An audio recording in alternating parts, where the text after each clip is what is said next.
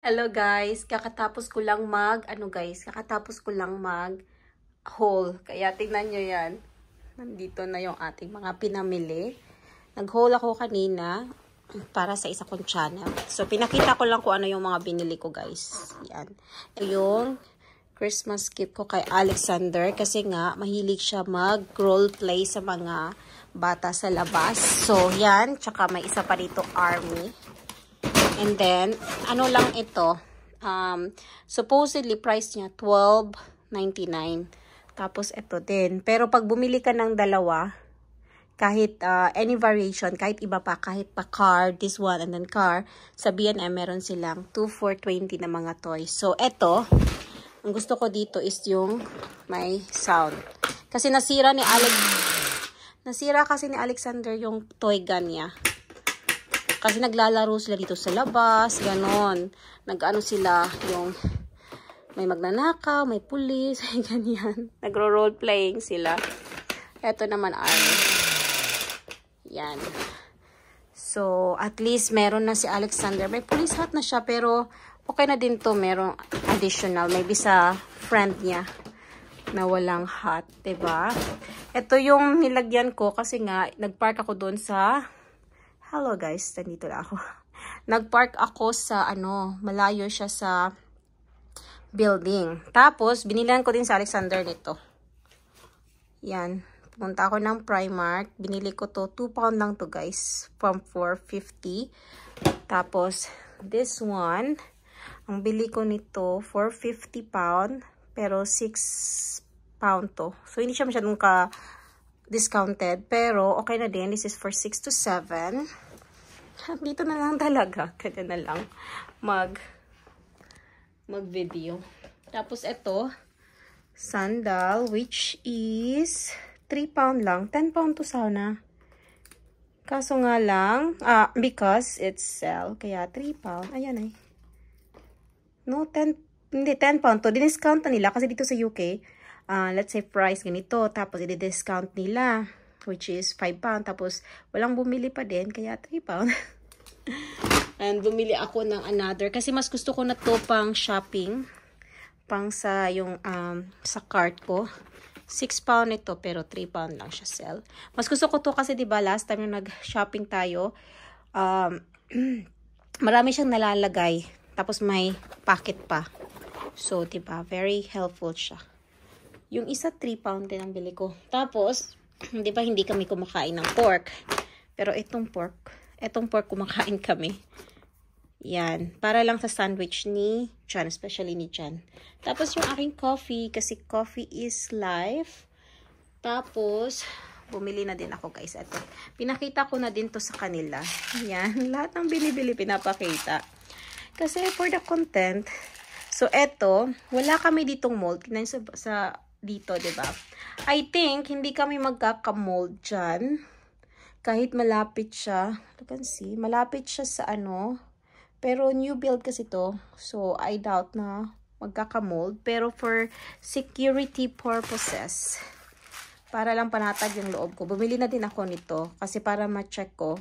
Tapos, naka-on always yung heater namin dito. So, I don't think so, but just to be sure. Ano to? 350. Apat na. And, bumili ako nitong organizer. Kasi sa kitchen, guys, papakita ko sa inyo soon yung kitchen. Super messy niya. Kaya, lilinis tayo. And then, ito. Konti lang yung binili ko, guys. I'm so proud of myself. Pag nakakabili ako ng konti lang, I'm proud. Kasi normally, ang dami kong binibili. Ito. Mas gusto ni Alexander Avino. May sensitive skin siya. So, yan lang guys. Update lang ako ha. Para ito na lang, para wala nang edit. Kasi pag sobrang haba ng video or paiba-iba ng time, nakakapagod mag-edit guys. Sometimes nakakalimutan ko. Kaya may mga video ako dito nakakalimutan ko ano ba yung yung first part, second part, third part, mga ganon. Kaya ganito na lang tayo para may update kayo sa aking buhay. Okay guys, bye! Bye. Pakita ko pala sa inyo. Tingnan nyo, atong bed namin guys, ganyan siya. 'Di ba? Pero hindi ko lang siya in-arrange ng mabuti, kaya ginaganon ko. Pero, maganda dito. Ito yung aking dream bed. And then, supposedly, yung dream na dream na side table ko is mirror. Pero, binili ko siya actually. After kong bilhin, sinabi ko kay John, bumili ako ng side mirror na 250 each. Sabi niya, ang mahal naman yan.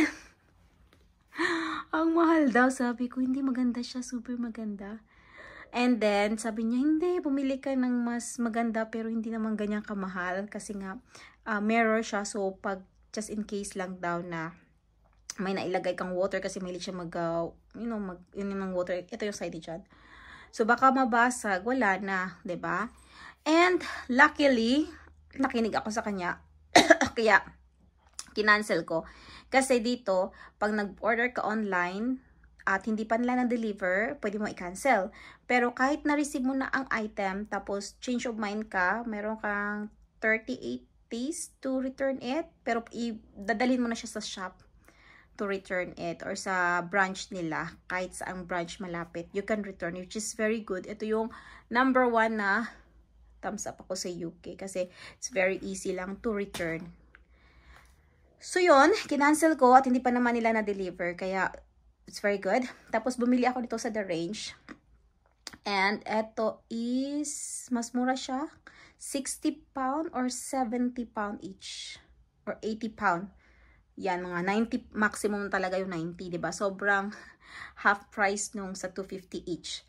And then, maganda siya kasi madali, waterproof din siya. So, madali siyang linisan and kahit may tubig, ganon. So, I prefer this one. And I'm happy with it. I hope so. Mahappy naman ako niyan. And then, yung aming chandelier, guys, is from maliit lang nga to. Kasi ang gusto ko sana, yung mas malaki pa na chandelier. Ang problema lang, nung bumili ako ng malaki, nilagay namin sa living room. From the Nelm yun, mga mura lang din, hindi na siya kamahalan, 60 pound or something. Kasi yung ulo ni John, na niya, matangkad kasi siya. Sa akin, hindi, walang problema yung mga chandelier. Sa kanya, matangkad siya, kaya sa kanyang ulo. Kaya, nilagay ko sa baba, tapos bumili ako nito sa The Range, kasi mas shorter siya. So, yan lang ang update natin. And, ito pala is para to sa air purifier. Para Pero meron din kaming malaki. Yun naman is aircon, dehumidifier, and ano pa ba yun? Basta overall na yun. Dito sa UK, ang daming kailangan mong gawin, no? Sa Pinas wala. Electric fan lang tayo, aircon, ganun lang. So, yan lang ang update ko, guys. I hope you enjoy. Bye! Love you, guys. Oh, ipapack ko na pala to.